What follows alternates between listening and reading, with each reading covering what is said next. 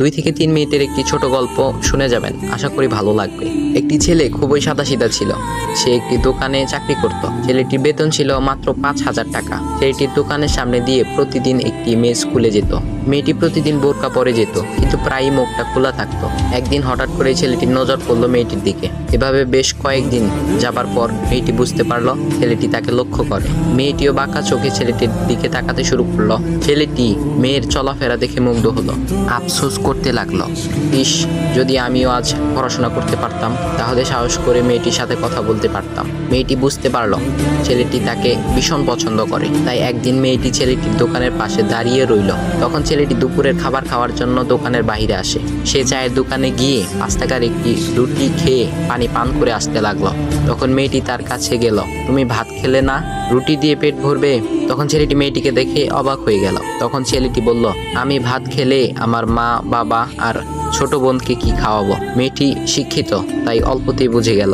সে হাত ধরে বলতে লাগলো, তাহলে তুমি যে আমাকে পছন্দ করো, আমাকে কি খাওয়াবে? তখন ছেলেটি বলল, আমি তো তোমাকে আপন করে পাওয়ার জন্য দেখি না, কারণ সে যোগ্যতা আমার নেই। তবে এটা সত্যি যে তোমাকে দেখলে আমার খুব ভালো লাগে, তাই দেখি।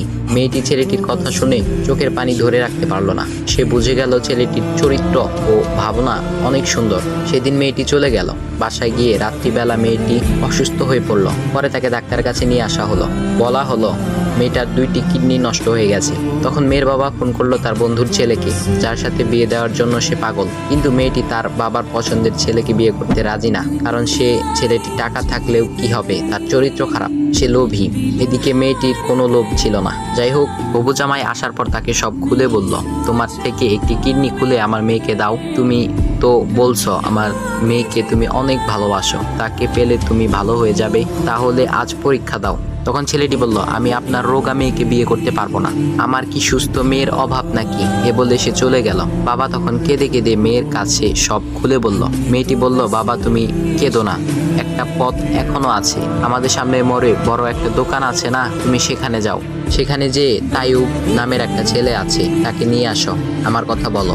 তখন মেয়েটির বাবা ছেলেটিকে নিয়ে আসলো। মেয়েটিকে দেখে ছেলেটির চোখ ভিজে পানি পড়তে লাগলো, কারণ মেয়ের বাবা তাকে সব খুলে বলেছে। তখন ছেলেটি মেয়েটিকে বলল, তুমি আমাকে একটা কিডনি দিবে? ছেলেটি বলল, কিডনি দেবার জন্যই আমি এসেছি। মেয়েটি তাকে বলল, তুমি কি চাও? ছেলেটি বলল, তুমি সুস্থ হয়ে আমার দোকানের সামনে দিয়ে যাবে, আর দূর থেকে আমি তাকিয়ে দেখব, এই অনুমতিটুকু চাই। কথা শুনে মেয়েটিও ও তার বাবা তাদের চোখের পানি ধরে রাখতে পারলো না। অবশেষে মেয়েটি বিছানা থেকে উঠে ছেলেটির 2 পা জড়িয়ে ধরে বলল, এ জীবনে তোমার